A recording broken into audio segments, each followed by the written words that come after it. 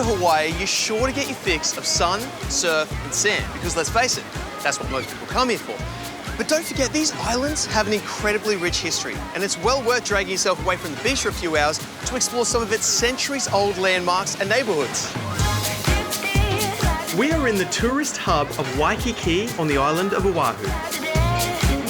Waikiki Beach is surely one of the most visited strips of sand on the planet, not just for its beauty, but its legend status as the official birthplace of surfing.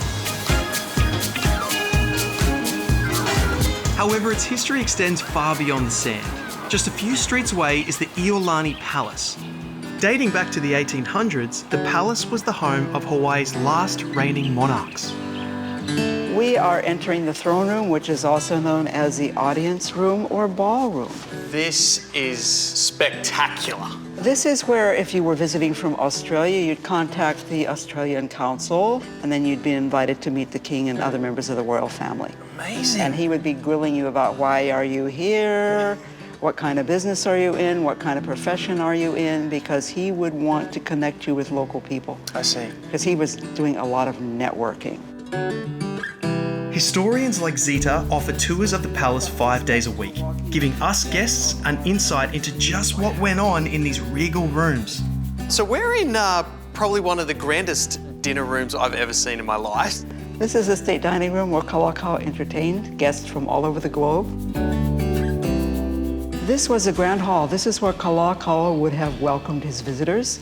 It was also, in many instances, used as part of the party room. Just because we're in the party room, you know, I realised before that you and I, we just immediately knew that we were going to start dancing, and it was called the what slide? The Molokai slide. All right, do you reckon we can just knock out a little bit? I don't really know it that well to be able to do it. We did 2 steps. Was it 2 steps? To the left, to the left, to the right, to the right. Nailed it. Absolutely nailed it. Like most cities around the world, Waikiki has had to move with the times, and the fishing villages and industrial areas from many decades ago have slowly been transformed. These days, this area is a trendy hangout spot, but in the 1800s, it was all salt ponds. Back then, salt was more valuable than gold, and salt harvesting was its main industry. It's traditions like these that give this little creative hub its name. Wonder if you can guess what it is. Salt is a retail, restaurant and mixed-use space in the Kaka'ako neighbourhood that has become one of the hippest meeting spots in the city.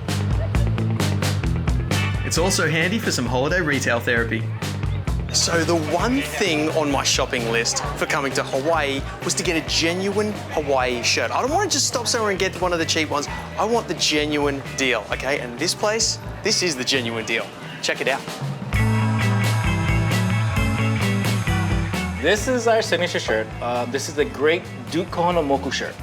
The legendary surfer who brought surfing to the world. I love this OG classic print. So these are the ones that originated in Hawaii. Yes. Do you have any idea how aloha shirts are started in Hawaii? No. It was not Hawaiians. It was actually the Japanese. The Japanese would use leftover material and they actually made shirts of it because originally it was a kimono before. So the OG Hawaiian shirt wasn't originally born from a Hawaiian idea? Yeah, because a lot of the Hawaiians didn't even have shirts. No. From the original Duke designs to the vintage collection of 1940s prints, the toughest choice is which one to take home.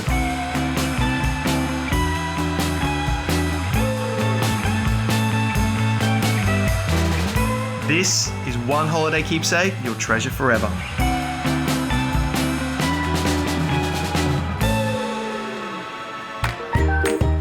Covering an entire city block, you could easily spend a few hours exploring what the Salt Precinct has to offer. I can get you started, so we do free chocolate tastings here at the window. And best of all, most of the products here are homegrown. We actually have our own cacao farm in a state on the North Shore. So that's where we grow our cacao and then we process everything in our factory here in Honolulu. It's locally sourced. Another reason to come visit.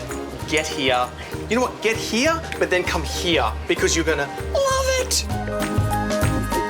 When it comes to where to stay in Waikiki, most hotels are within walking distance of the beach, or, like the Hilton Hawaiian Village, completely waterfront. With several towers spread across almost 9 hectares of land, there really is something for everyone. And many of the premium room types come with this epic view.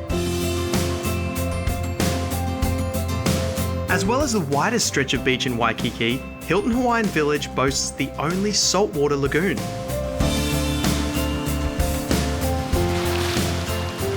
When you're done with the beaches, there's plenty of pools.